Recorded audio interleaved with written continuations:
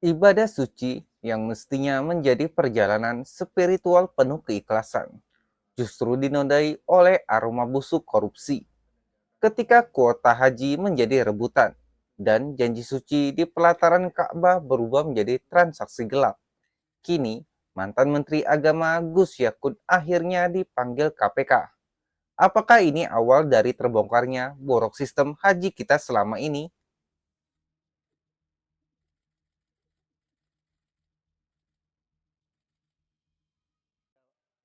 Hari itu, Kamis 7 Agustus 2025, Gedung KPK di Kuningan, Jakarta Selatan kembali menyambut satu sosok penting, Yakut Kolil Komas, mantan Menteri Agama. Ia tiba sekitar pukul 09.29 WIB. 4 jam lebih ia berada dalam ruangan pemeriksaan, dan ketika keluar wajahnya tampak tenang, namun sorotan matanya tak bisa menyembunyikan ketegangan. Alhamdulillah, saya bersyukur bisa memberikan klarifikasi, ujarnya.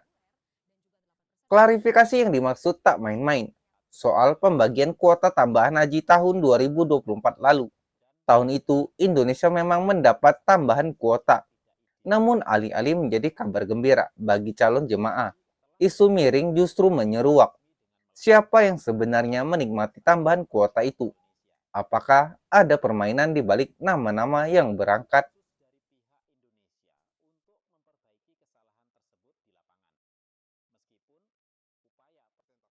Yakut bukan satu-satunya yang dibintai keterangan oleh KPK.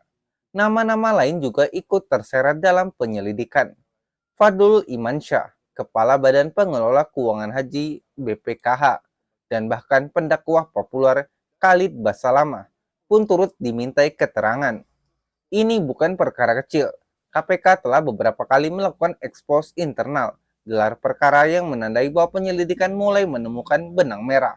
Juru bicara KPK, Budi Prasetyo menjelaskan, ekspos dilakukan secara berkala untuk memperbarui perkembangan yang sudah dilakukan oleh tim. Itu berarti penyelidikan sudah di tahap yang cukup matang dan hari-hari ke depan akan jadi penentu.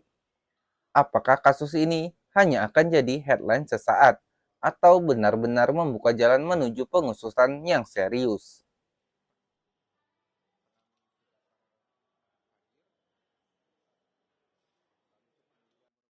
Dalam konferensi pers, PLT Deputi Penindakan dan Eksekusi KPK Asep Guntur Rahayu menyatakan, ini sudah mendekati penyelesaian. Mudah-mudahan sebelum akhir Agustus kasus ini bisa ditingkatkan ke penyidikan. Sinyal itu sangat kuat, artinya dalam waktu dekat publik akan mengetahui apakah benar ada korupsi dalam distribusi kuota haji tahun lalu. Apakah ada nama-nama besar yang bermain di belakang layar?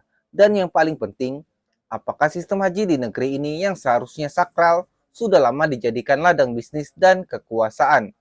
Yakut sendiri menolak membeberkan materi pemeriksaan. Mohon maaf, saya tidak akan menyampaikan.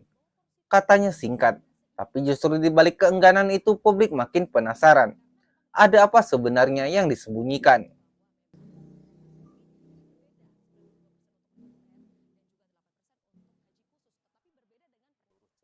Kasus dugaan korupsi kuota haji ini muncul di saat yang sangat krusial. Pemerintahan baru sedang menyusun ulang wajah birokrasi. Kepercayaan publik sedang diuji. Apakah penegakan hukum tetap berlaku bagi semua, termasuk mantan pejabat tinggi?